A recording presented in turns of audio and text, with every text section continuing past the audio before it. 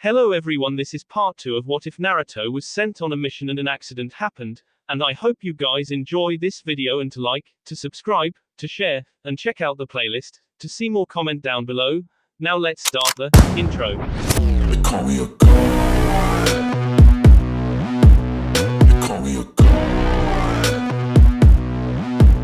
They call me a god. Join my membership, the perks are great. It's in the description.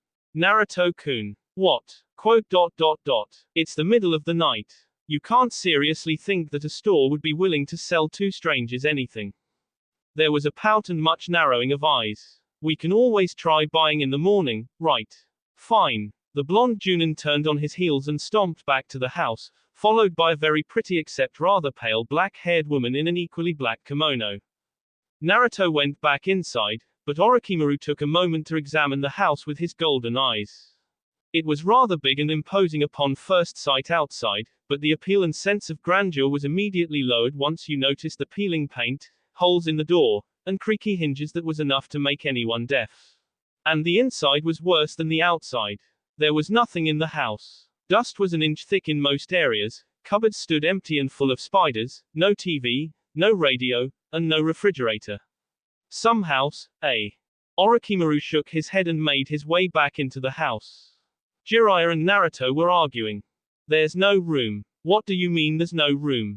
Naruto was shouting. What I mean is there are no separate bedrooms for all of us. Jiraiya replied. He looked concerned. All the other rooms are packed full with boxes and I don't know what they contain. There's only one room vacant, and we'll have to squash ourselves in it. Naruto clutched his head. No, we can't do that. The frog hermit sighed. I know, see, I sleep like a wild gorilla too. We wouldn't want to have black eyes in the morning and find our teeth knocked out of our mouths. Orochimaru was frozen by the door. One bedroom. I have to share a bedroom with Jiraiya while I am in the shape of a woman. The serpent compressed his luscious lips and glared at Jiraiya, and then at Naruto. You stupid moron. If I ever break away from this stupid link I will definitely K you. And then I will use Kuchio's Edo Tensei and revive you, and then I will K you again. I don't know with you two, but I will be sleeping outside. Orochimaru frowned as he swept away a few strands of black hair from his pretty face. I will not sleep in the same room as you two. Jiraiya turned his head, locks of white hair dancing across his eyes. Jiraiya could not help think of himself as the father, the head of this house. Naruto was the son, and Orochimaru was. His grin broadened. See why I cannot join you two in the room. Orochimaru spat, glaring at Jiraiya. The white-haired Sannin took tentative steps toward his former teammate, still smiling. You know, you needn't be hot-tempered, what with your pretty face. You will look loads better if you smile. Tsunade always said frowning hastened aging. You wouldn't want that, would you? He dropped his voice to a whisper as he leaned close to take in her scent. You smell good. Orochimaru glowered and elbowed Jiraiya in the ribs, making him grunt. He stepped away nimbly. Naruto watched the two while shaking his head in disbelief. Does this perverted hermit even realize that it's Orochimaru he's picking on? I'm warning you, Jiraiya, one more move and I'll. Orochimaru stopped, eyes on the floor. Puzzled, Naruto looked to see what it was, and saw a very big black rat, about the size of his two fists, sitting on the tatami floor, licking its wet fur. Naruto lifted his gaze, and saw that Orochimaru had started to tremble, all the while golden eyes fixed onto the gigantic rat. Naruto began uncertainly. It's a rat. Orochimaru gasped, his voice suddenly sounding like sandpaper rubbed against a very rusty piece of metal. A rat. A black and big rat. It's a rat. Yeah, I think we all know what it is. Naruto said. For some reason, the rat seemed to drive Orochimaru mad. She screamed and ran toward the nearest shelter she could find, Jiraiya. The serpent threw herself into Jiraiya's arms and coiled her limbs around him. Kit for heaven's sakes. I hate big black rats. Kit off. Naruto simply gaped. Jiraiya was obviously having the time of his life, what with his face squashed happily between, Kit off, Naruto. Orochimaru gave a strangled yell. Kit off.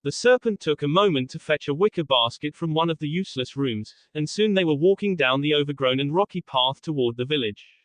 When they arrived in the night, Naruto thought the village was hopeless, but with the sun's rays, he did not expect it could be worse. The only real house in the place was where they were staying. All the others were hovels and huts that looked ready to fall any moment now. White plumes of smoke emanated from the windows, and people walked down the streets. It'd be a miracle if we can buy any meat in this place, Naruto commented. Orochimaru did not speak. Her face was currently set into a frown. Naruto had a fleeting image of Kabuto being pummeled by a very big hammer for some reason he could not explain. The sudden mental image made him blink and very nearly trip over a rock, if not for Orochimaru who grabbed him by the collar even before he landed on his face. Naruto said, "Thank you," but Orochimaru merely grunted and waved it away with a bandaged hand. People eyed them strangely when they arrived in the midst of the hamlet. Children gaped and pointed openly at Naruto's head protector and kunai holster. Naruto had a weird feeling that the people here haven't even seen ninjas. Was this village really part of Konoha? The older men, however, were busy gaping at someone else, Orochimaru. Naruto could see the serpent having trouble controlling herself. She shifted uncomfortably with every step and was furiously chewing the inside of her cheek. Many times he even saw a kunai slide into her palm and then vanish again up her sleeve. They reached the market. Orochimaru first bought some rice and then told Naruto to pick what he thought they needed. There were mushrooms, radishes and more mushrooms. It was a miracle they found some beef and pork, but then. What? 400 a kilo? Naruto yelled. Are you kidding me? He pointed an angry finger toward the fat butcher. It's not easy to come by meat in this place, can't expect any more than that, the fat man replied doggedly. Take it or leave it. Naruto narrowed his eyes and jutted out his jaw. He suddenly wished he had Sasuke with him, unbelievable how the Uchiha could bargain. He once bought a dozen seals for only 30 apiece, when the original price was 120 each.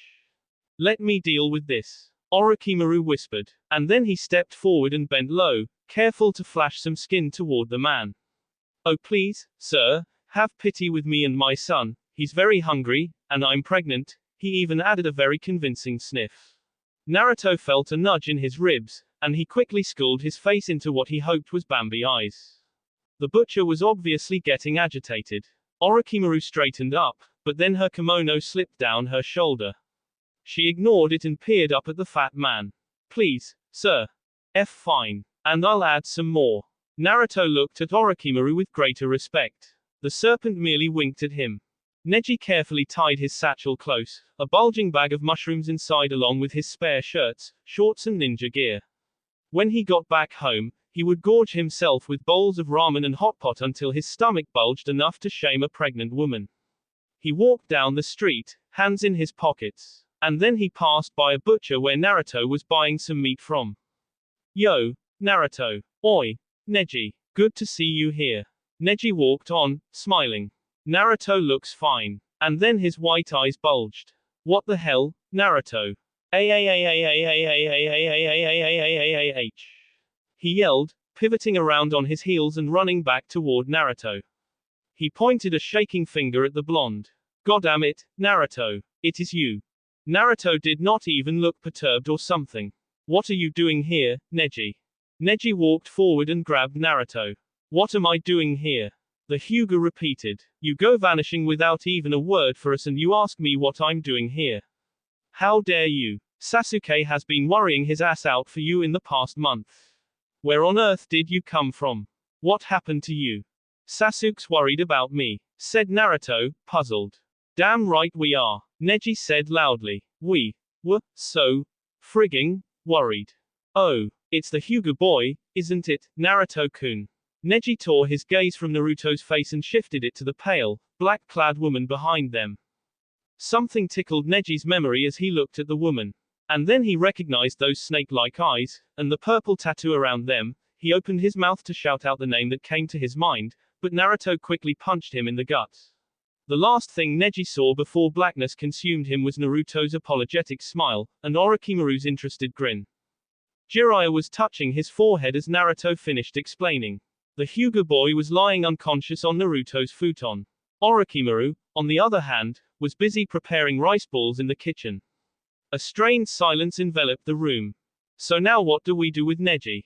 Jiraiya asked. Naruto shrugged. I don't know, but I bet if we let him go back to Sasuke, it'll only be a moment before they all storm this place. Can't have that, Jiraiya thought. Can't let that Uchiha idiot meet Orochimaru again. You do realize that his whole clan will look for him, Naruto. Yeah. Jiraiya stroked his chin. And then Neji moaned and opened his eyes, and immediately sat up, looking alarmed. Jiraiya gave the boy a reassuring smile while Naruto turned to apologize to his friend. Tell Neji the truth, Naruto. And then let him decide what he wants to do next, said Jiraiya. But first I must have your word, Neji, that whatever you hear will stay here. If not, you suffer my wrath and soon its own. Do you understand? Neji nodded. Yes, of course, he replied hurriedly. Naruto took a deep breath and started to narrate everything: the mission, Orochimaru's capture, the S-no jutsu and the chakra link. 30 whole minutes of absolute silence, in which Neji's jaw only dropped lower and lower. When Naruto finally finished talking, Orochimaru joined them with the rice balls. So what do you want to do now? Naruto asked as he reached for a rice ball. Neji was silent for an entire minute. And then, I'll stay here. I'll stay with you. Jiraiya choked and had to hit his chest several times. I beg your pardon. I'll stay here, Neji declared, standing up. Naruto is my friend, and I have to stay with him in this troubled time. So that's it. I'll stay. Naruto shut his eyes. More mad people in the house. Orochimaru was silent as he observed Neji. Neji-kun, huh? Well, said Jiraiya, looks like we have a new housemate. So that was how a fox, a white eye, a snake and a perverted frog came to stay in a house. Or it could be 2 Junins and 2 Sanins. Something like that. November dawned cold and snowy all over Konoha, and one of the most hard-hit places was the little hamlet of Kikuyu, where our housemates were currently hibernating. The flakes came huge and thick, raining relentlessly from the steely gray sky for days on end. In the worst of days, the snow could reach one's knees, and walking through them was tough business because of the biting cold. To fend off boredom, Neji, thinking of using his Byakugan, saw the link. Naruto became excited, also Orochimaru, no matter how he clamped his mouth shut. It's really very simple, said Neji. The link between you two is quite thin. I expect it won't even take us 5 minutes to break it. See, I'm going to use a basic principle here. Anything made of chakra can be broken if. Yes, if you push a foreign chakra through it. Orochimaru snapped. Do I look like a first grader in the ninja academy, boy? Get on with it. Neji's cheeks colored. Jiraiya laughed. Always the impatient one, Orochimaru. Even when they had been genins, the serpent did not like being told of concepts he obviously knew already.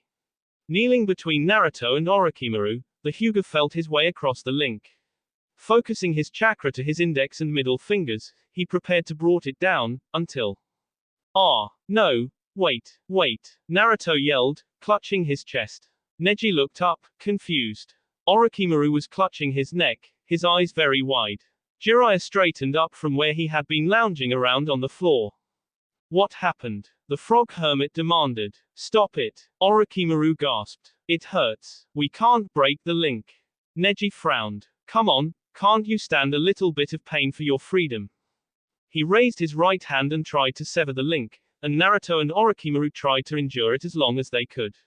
The link, however, turned out to be resilient. Neji started to lose his patience and got violent, until Orochimaru couldn't take it anymore and knocked him unconscious with Jiraiya's ashtray. Food had become scarce, and eventually, it vanished altogether. Naruto had been close to panic, trying to figure out what they could eat next, when Jiraiya jokingly suggested they could always try living off rats. He got a punch in the face for that comment, courtesy of course, of Orochimaru. Neji was the only one in his right mind who suggested they write to Tsunade and coerce her into sending them supplies. The Hyuga had barely lasted 2 days before the lack of television cracked his nerves. That said, Neji was the one agreed to send the letter and come back with supplies. Jiraiya piped up the issue about Sasuke and Shikamaru, but Neji waved it away, saying he could lie if he needed to, and he was damn good at it too. Naruto gave him a cheesy grin behind his head for that. Jiraiya decided he'd come along as well, in case Neji needed help fending off the enthusiastic search party. So there came the day when Orochimaru and Naruto were alone in the house. Too much alone. I'm bored, Naruto commented as he lay on his belly on the tatami floor. Like I'm not bored, Orochimaru replied testily. She was sitting a few inches from Naruto, leaning on the open window and looking listlessly outside at the white and seemingly barren landscape. You know, we could do something interesting, Naruto said, perking up to do push-ups. You could, teach me some techniques. I'd always been fascinated with your Sine Gyashu, did you know? I first saw Anko use it. Dream on, eh? Orochimaru replied coldly. You made me go through lots of S and you think I'll teach you something? Ha! He shot Naruto an arrogant stare. Besides, I won't go tire myself teaching a shinobi whom I know has not an ounce of talent with him. Naruto stopped in the middle of his push-ups and glared at Orochimaru. No talent. Did you know that I mastered the Rasengan in a week? Not even your Sasuke-kun can do that, I bet. The Rasengan is a piece of S. Orochimaru retorted loftily. There are other techniques far more worthy. Naruto sat up, his temper starting to boil. It is not a piece of S. Why don't you go teach me something and see how fast I learn it? Just because I don't have any bloodline limits like Sharingan and Byakugan, doesn't mean I'm not special. Orochimaru laughed harshly and turned to Naruto. His golden eyes were blazing. Oh, what are you talking about, that furry little fox in your belly? So saying, he gave Naruto a hard poke in the abdomen. That thing is as useless as you. It is not, Naruto shouted, now standing up. I'm not like you, I'm not afraid of rats. Orochimaru's jaw dropped open, and then his pretty face contorted into an ugly frown. What does my fear of rats have to do with this? You shut your potty little mouth, you insolent brat. No, you shut up, you pitiful wretch. For a man who's lost everything, he can't get it back, no matter how hard he wants to. Naruto yelled. You think I don't know it? I saw it in your eyes when you fought Tsunade and Jiraiya years ago. You would have thrown yourself at their feet and begged them to take you back because you miss them and you miss Konoha terribly, but you're a coward and can't even do it yourself. You have to do all those grand plans of yours and everything, which, if you ask me, are pieces of S. That obviously hit the mark. Orochimaru shut his mouth and averted his gaze back to the boring landscape outside. His bandaged hands were shaking. You know nothing. You don't know how I suffered. Naruto lay back down onto his belly, eyes narrowed and jaw jutting out. Join the club. A tense silence enveloped them both, and Naruto was the one who broke it first. You know what I think? He said. You're just like Sasuke. If only Sandaime, perverted hermit and old crone put more effort to you, you wouldn't have turned out that way. Orochimaru's head swiveled around toward Naruto. What is this brat saying now? Oh, are you, by any chance, just like them? You can't change me, Naruto. I'll destroy Konoha and that will be the end. Nobody can take that goal from me. Naruto met his gaze and gave him a determined smile. Watch me. Jiraiya and Neji successfully returned to the capital city of Konoha after 3 days plowing through snow and blizzard. They parted ways at the city gates, Jiraiya agreeing to go see Tsunade while Neji proposed he show himself first to his clan and then to Sasuke and the others. They agreed to meet after 2 days in the Godaime's study. Kabuto, who had been staying in Konoha then, saw the two and opted the harder task of trying to follow Jiraiya undetected and then hopefully listen to his conversation with the fifth. Following the Sannin alone required all of his abilities on concealment and discreetness. Orochimaru had told him enough of the 2 other Sannin's abilities, and though Jiraiya behaved stupidly most of the time, he could easily break Kabuto's neck if he wanted to. Sakura seemed surprised to see Jiraiya, but then Shizune took over the welcoming and quickly ushered the hermit into the study, and proceeded to take Sakura somewhere else. The pink-haired Chunin obviously wanted to eavesdrop, possibly on Sasuke's orders, but Shizune wasn't going to be fooled. Kabuto cursed, he couldn't possibly follow inside, but then he decided to see if he could eavesdrop by the cracks along the windows. Meanwhile inside, Tsunade was eager to vent out her spleen on someone. Jiraiya barely sat down when she began to rant about her frustrations. This whole thing seems impossible, Jiraiya. The Godaime declared, gesturing grandly. I've checked every single other notebook or journal from the Yondaime that I could lay my hands on, but there is just nothing to be found. I have come to the knowledge that the fourth had linked with someone before, but the big problem is, we can't seem to know who this person is. And if he is still alive, for that matter. The fourth linked with someone before. Jiraiya repeated. Tsunade nodded. Yes, he did mention it in his notes. This link is far more dangerous and wondrous than what I could have possibly imagined. She leaned forward eagerly from her desk, staring hard at her former teammate. As time goes by, the doer of the link can gain insights into the thoughts of the person he is linked with. Jiraiya's eyes widened, and Tsunade's eyes got brighter. However, Yondaime also mentioned that the link causes possible psychosis. Now we can't have that. A mad Naruto and a mad Orochimaru will be a problem to the ninja nations. Jiraiya wanted to point out that there was a very small possibility of acquiring psychosis from the link, because Naruto and Orochimaru were already heavily afflicted with the illness, but the hermit wisely kept his mouth shut and instead took a sip of his scalding tea. Tsunade looked very frustrated because she kept biting her nails. Oh, and I can't concentrate properly on the research because of politics. Gaara, you know, the Kazekage of the Sand, he's coming here to discuss some trade options. Tsunade continued. But I really don't think he'd come here for politics. He doesn't give a damn about it like a dirty piece of laundry, really. You know how close he is to Naruto. I am willing to bet all my money that Sasuke, darn that brat, asked for some help. The problem is I cannot be rude to Gaara now. Ugh. For the first time I hate being the Hokage. Jiraiya lowered his teacup thoughtfully. Neji has been with us, Tsunade. And he knows everything. What? Tsunade exploded. Jiraiya calmly raised his right hand. But he has solemnly agreed that he is with us. He will not breathe a word to Shikamaru and Sasuke. Jiraiya explained. He used his Byakugan. Do you know that the link can only be seen by this? Tsunade nodded hurriedly. And he tried to sever the link using the basic principle, but... Jiraiya shrugged and Tsunade frowned. Why? What happened? Tell me everything. The Godime said in a rush as she left her desk and came to stand before Jiraiya, hands on her hips. Jiraiya scratched his chin. Well, thing is, whenever Neji makes an attempt to sever the link, Orochimaru and Naruto both suffer from sudden acute respiratory pain. The more tension put in the link increases the pain, Tsunade.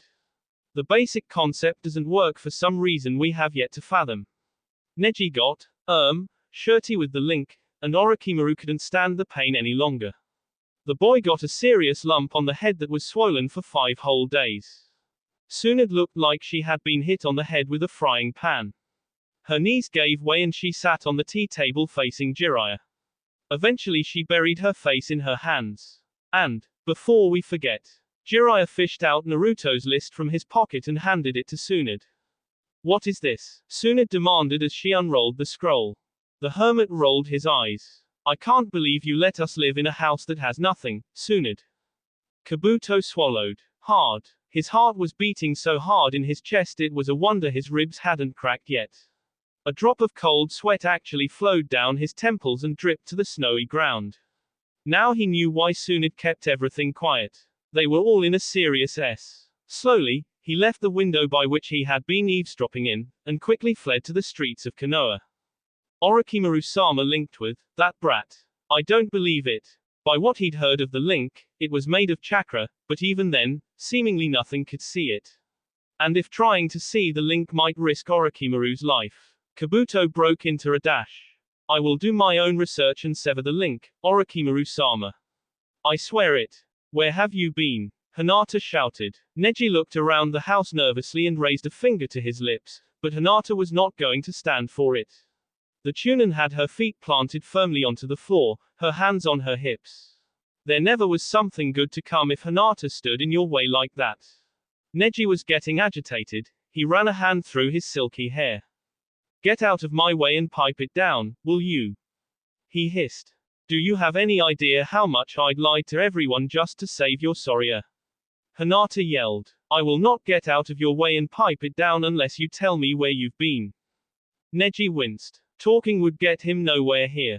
Hinata would only beg to be allowed in on the secret once she finds out it involved saving Naruto. Smiling apologetically at his cousin, Neji gave her a quick punch in the gut that rendered her unconscious, and he proceeded to hide her in the nearby broom cupboard before he dashed upstairs to his bedroom. Neji swept his portable stereo and PlayStation into it, along with hundreds of game CDs. He also grabbed more spare clothing and ninja gear, along with his own towel, shampoo and toothbrush. He dropped by the kitchen and also stole whatever food he could find. He was just about to leave finally when he remembered about the bars of chocolate in the refrigerator, and he took those too. Mito Guy was not one to ask questions, but the amount of food, and a television, even, was bound to spark his curiosity. He looked at the boxes he, Kakashi and Jiraiya were supposed to take, somewhere. Jiraiya was still not around and Kakashi decided to spend his time waiting while reading his favorite book. Konoha's green beast folded his arms across his chest and cleared his throat surreptitiously. Kakashi murmured. We're supposed to take these things again? Guy asked. Kakashi tore his gaze from his page and fixed a calculating stare toward Guy. The thick-eyebrowed Junin tried to keep his face as straight as possible. Kakashi finally averted his gaze. To Naruto. Oh, I thought he was missing. Guy said. Lee is part of some search party for him, organized by Uchiha Sasuke and Nara Shikamaru. Of course he's not missing. Kakashi replied dismissively. Why would we be taking these things to him, then? Sasuke and the others are just overreacting because Naruto forgot to write to them. All of this. Guy and Kakashi turned to see Jiraiya approaching with Neji, who had a bulging pack on his back. Guy furrowed his brows together while Kakashi stood up, pocketing his book. One box for each of us. I get to bring the TV. Kakashi announced. Jiraiya and Guy proceeded to take their own loads while Neji waited. And then they left. Behind his impressive hiding place, Sasuke frowned deeply. Naruto lay on the tatami floor, seemingly dead. His eyes had rolled up into his head, and a thin stream of drool flowed down his left cheek.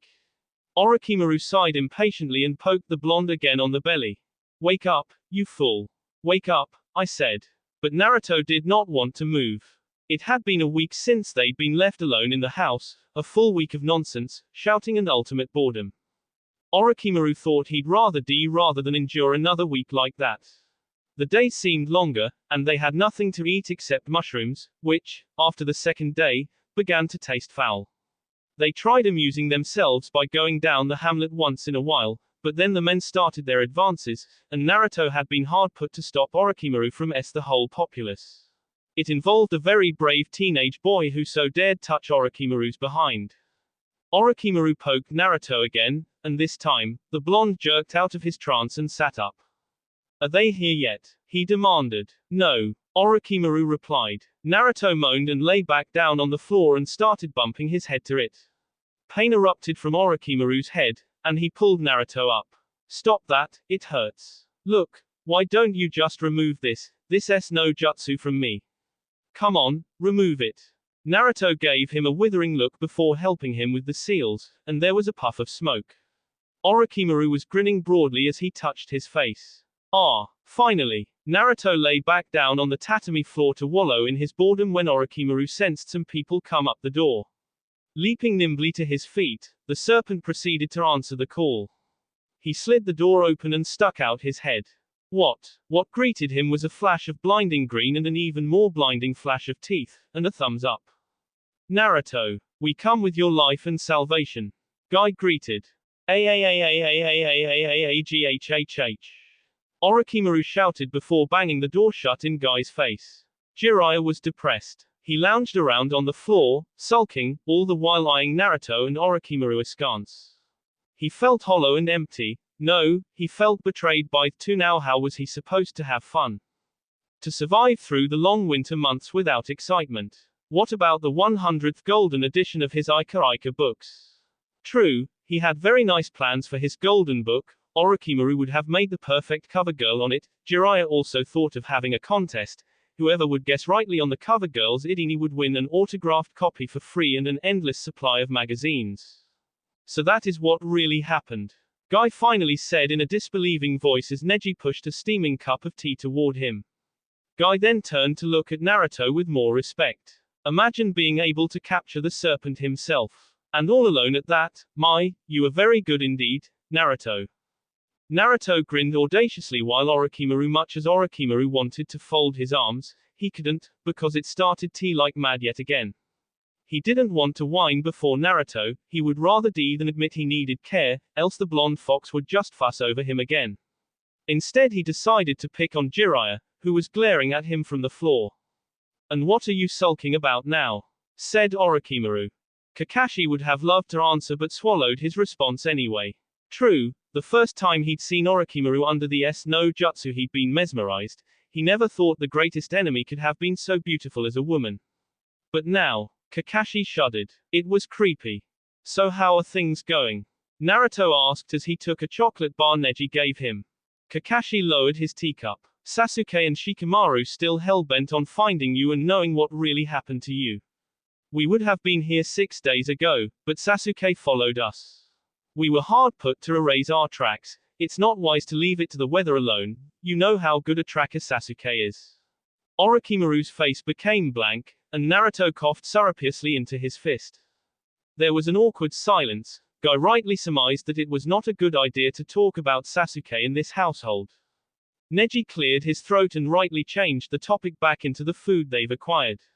Naruto asked how long Kakashi and Guy would be staying, and Kakashi replied they'd stay for 3 days before going back to Konoha and seeing if they could manage to wangle a refrigerator too. That said, Neji pulled Naruto to the newly acquired TV and PlayStation. Orochimaru remained quiet in his corner with Jiraiya still eyeing him beadily. "I lost them when I reached the 3rd village," Sasuke replied in dismay, as if taking everything as a personal insult to his skills. "Jiraiya must have known I was following. There's no way Kakashi-sensei could cover tracks so perfectly like that." The Uchiha glowered at his slippers and folded his arms across his chest. Shikamaru sighed in mild disappointment. True. You wouldn't have stood a chance. Jiraiya is one of the legendary 3. They were taking food, you say? Sasuke nodded, black locks dancing before his eyes. 2 big boxes and a 15-inch television. Neji was with them, darn that brat. The Uchiha suddenly had an image of blasting Chidori toward the offending Hyuga's head. Shikamaru frowned. "At least we have a clear answer now. Naruto is hidden in Konoha somewhere. TCH, if only I didn't have a team to teach, I would have searched for him myself." "I know." Sasuke glowered some more. "If Naruto is sick or whatever, they'll have me to answer to." The Junins looked up just as Kiba joined them at their table with a very concerned look on his face. "What's up?" Sasuke inquired. "I've heard a very disturbing rumor." Kiba replied after a thick silence. "What is it?" Sasuke asked at once. Shikamaru pulled his stool close. "The Sound Country is in a state of turmoil, I heard an Anbu say. The Otokage is missing, they said. Gaara has arrived, and he confirmed it, all right." Kiba said. "Now where could Orochimaru be?" "In hiding." "Impossible." Sasuke stood up. "Gaara is here already." Kiba nodded. "He arrived an hour ago with Temari and Kankuro. They're with Tsunade right now." Shikamaru noticed the triumphant smile on the Uchiha's face. "And what is that grin for?" "It was I who sent a message to Gaara asking for help on finding Naruto." Sasuke replied. His obsidian eyes glinted with determination. "And now we're going to succeed. We'll find Naruto and get our answers once and for all." Tsunade tried to be as cordial as she could when she invited Gaara into her study. Her smile felt fake, like it was someone else's lips plastered onto her own. Thankfully Temari and Kankuro chose to remain outside. Gaara sat silently on a chair before her, leaning heavily onto the gourd strapped to his back. "So," Tsunade began awkwardly. She could never understand how this boy became Kazekage. He rarely spoke, for heaven's sakes. Gaara, however, was straight to the point. Too straight to the point for any comfort.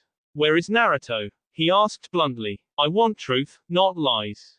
Tsunade felt her throat go very dry. "He's in a special training." Gaara's usually empty green eyes flashed. "I said I want no lies." Tsunade stood up. "Fine, so she had to be hard. Ask me no questions and I'll tell you no lies, Gaara." The redhead blinked his eyes very slowly, and a knowing smile made itself known onto his lips. "I am not as stupid as you make me, Godime. The Sound's Otokage is missing and Naruto is missing. Coincidence? I think not. They were last seen together in a battle. There were no be found, except for a substitution doll. Either they are alive and you're hiding them, or the earth swallowed them whole." Tsunade couldn't answer. Gaara rose as well and started to pace around the study. "I think that means a yes. Naruto and Orochimaru are alive and you're hiding them." No answer. "Why?" Gaara asked, stopping his pacing and looking directly into Tsunde's eyes. You wouldn't want to know, trust me. Tsunade smiled. Gaara blinked again. Why don't you give me a try? 5 minutes later, Kankuro and Temari were surprised when Gaara burst out of the study, eyes blazing. The redhead was shaking his fist in the air and was cursing Naruto with the most colorful oaths in the world. Kankuro and Temari never thought their brother knew such a wild selection of words. There was a familiar scent drifting in the air. Orochimaru gingerly opened one golden eye and gently pulled down the thick blanket from his face. Yes, there it was, that familiarly delicious smell in the air. Slowly, his ears focused, and he heard the sizzling of something being fried in cooking oil and laughter. Naruto's voice drowned out the rest, but Neji and Jiraiya were definitely joining in the laughter. The serpent got up and yawned. Now he recognized the smell in the air. Bacon. Rising up and tying his belt securely around his waist, Orochimaru looked around the room. The three's bedrolls were already neatly packed and stacked against the walls. It had been troublesome when Kakashi and Guy were still staying with them. They really had to squash themselves into this crampy excuse for a bedroom. Kakashi finally decided to sleep outside. Orochimaru made his way toward the kitchen. As expected, the three were already up, laughing heartily at some joke he was yet to hear. Neji was the one frying the bacon while Naruto was sitting on the table, munching on some peanut butter sandwich. Jiraiya was sipping some hot chocolate from a mug. They all turned their heads when he entered the kitchen and pulled up a chair for himself. Bacon and eggs today, I hope you won't mind. Neji asked as he carefully tipped the bacon onto a plate before proceeding to fry some eggs. No, Orochimaru replied, and then he gave another tremendous yawn that made his jaws creak ominously. Naruto crammed his sandwich into his mouth. We really should do something about the laundry, guys. I thought it was agreed that you were going to be the laundry boy. Neji asked pointedly, waving the ladle he was holding. I'm perfectly fine being the cook. Jiraiya-sama said he was okay with house maintenance. Laundry job goes to you, Naruto, no way to worm out of that one. We all get a decent share of housework here. Naruto narrowed his eyes and jerked his head toward Orochimaru. He doesn't. Do you honestly think I can wash your underwear with these hands? Orochimaru replied sleepily as he raised his bandaged arms. If you don't mind having me over them, I'm okay with that. The fox jutted out his jaw. No, thanks. He turned to Neji. That near edible now. I'm starving. Patience is a good virtue. Neji said sagely. Naruto groaned and went to peek out of the window. Jiraiya moved his empty mug to the sink. It's a good day, the snow has stopped falling and left us with considerable thickness. The frog hermit suggested. Good, hard-packed snow, very suitable for a snow fortress. Naruto and Neji smiled in agreement. Orochimaru, however, was lost and confused. Yeah, I'd probably like a good snowball fight today. Naruto grinned as Neji began serving breakfast. And I haven't made snow angels since I was 10. Neji added. We could summon the Gama Frog kids for some fun. Jiraiya smiled. Yeah, that'd be great. We could have a build a snowman guess who it is game. Wow, finally you have a nice idea. I have a brain that works, Naruto. Or we could go somewhere nice and deserted and have our summons do the fighting. Jiraiya suggested. Orochimaru let the three's words wash over him as he silently struggled with his knife and fork to eat the bacon and eggs. Snow. What was the happiest memory he had in the snow? He couldn't remember anything. What came to his mind was battles long past and his flight from Konoha. He really didn't have anything special in regards to snow. Even when he'd been a genin, he just wasted his time reading his study scrolls while Jiraiya and Tsunade frolicked outside with Sarutobi. Breakfast came and went with much debate on what to do that day. Orochimaru only ate silently, not really knowing what to say. And then Naruto started to brag about his snowball throwing skills, and was soon criticized by Neji. Jiraiya started sharing memories from their genin days. It was strange, but a very small part of Orochimaru desperately wanted to say he experienced something too. The serpent thought that small part of him had long D, and it came as a shock to him now. He blinked when he realized he was alone at the table and that the others had gone to dress up. Orochimaru followed suit, wondering if there was a nice thick jacket somewhere. Ah, lovely day. Lovely, lovely day. Naruto shouted as he ran around the snow, flapping his arms around him. Neji bent to scoop up some snow and pack it into a hard ball. Naruto was busy shouting and flapping, and didn't duck the snowball that came straight to his face. Neji gave a shout of laughter but was soon sent choking and sputtering as Naruto managed to shoot a snowball into his mouth. Orochimaru clutched his nose, glaring. Did these boys forget about the link? He tried to say something but Neji and Naruto were already busy chasing each other with snowballs. He would have to bear with the pain, then. He found a nice, severed tree trunk and sat down there, watching. Jiraiya had joined the boys and looked extremely ridiculous. Orochimaru shook his head as he saw Jiraiya trip over and land on his face. You're getting too old to kick up your heels with these boys, Jiraiya. Suddenly, pain blossomed in Orochimaru's chest, and he gave a splutter. The link tightened, hardening his breathing, and finally forcing him to stand up. Naruto was not going to be stopped by the link alone, it seemed. He would have to join in the playing. Huffing, Orochimaru waded his way through the snow to reach the others, feeling extremely bulky and uncomfortable in his jacket. Quote! Naruto shouted. Orochimaru turned, suddenly wary, but the snowball into his face and knocked him flat onto his back on the snow. He lay still, experiencing a myriad of emotions that overwhelmed him. The snow was delightfully cold against his skin, and for the first time in his life, he was not fleeing somebody. A small warmth tickled him from the inside, gradually growing into a blaze. He was not a missing nin today. He was not the evil Orochimaru who still did not give up on the Sharingan. He was not Orochimaru, Otokage of sound, going mad over politics. He was just plain old Orochimaru, out here to have fun on the snow.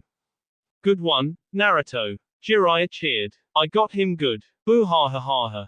Straight in the face, wow. Maybe this time. I'll have something nice to keep as a memory, something nice I can share with someone later on. The serpent shot up, mischievous smile on his face. I can't use my hands to create snowballs, but I can always use my tongue. Using his purplish tongue, he scooped up some snow, and had some few seconds time to wonder at the coldness of it, and hurled it toward the nearest boy he could reach, Naruto. The pain against his face but he didn't care. He was perfectly fine with a noseb, for the first time. Drool-hardened snowballs. Run for your lives. Neji shrieked as he turned tail and ran. Bring it on, you poor excuses for shinobi. Orochimaru shouted as he scooped up some snow again and sent it squashing against the back of Jiraiya's head. Ha! But all in all it was a fun day. The sun didn't show itself, and the sky remained steely gray no matter what, but what mattered was it was fun. Tiring of the snowballs, they proceeded to make snow angels under Neji's lead. Orochimaru joined in the rolling and flapping and laughing, not noticing how his cheeks started to color with all the effort. Jiraiya was unbeatable when it came to snow angels, and then Naruto shouted they get on with the build a snowman guess who it was game. Naruto got the honors of building the first snowman, but made it a point to add 2 more balls at its chest. Orochimaru shouted it was Tsunade. They all burst out laughing and then Neji got his turn, Kakashi, who looked ridiculously nothing like the living counterpart, then Jiraiya, some random girl they didn't know. Orochimaru was hard put, being unable to use his arms properly, but in the end he made it. He even fetched a pot to put on its head as a helmet. For minutes Neji, Naruto and Jiraiya stared at it. Who is it? Jiraiya asked, frowning. It looks like Iruka if you look at it this way, said Neji as he tilted his head to the left. And then he bent over so he stared at the snowman from between his legs. But it looks like Asuma-sensei if you do this. Naruto had his eyes narrowed, as usual. No, it's got to be Kabuto. For a moment the three debated. Orochimaru stared at the smiling buttons for lips and the carrot for a nose, and the pot for a helmet. You guys, can't you recognize the third Hokage? There was a pause. Orochimaru stepped back. It's Sarutobi-sensei, Jiraiya. He said. Nobody knew what to say. Jiraiya coughed and smiled. Orochimaru, you fool, that doesn't look like anything Sarutobi-sensei. It looks more like Naruto. Oi, I don't have a pot for a helmet.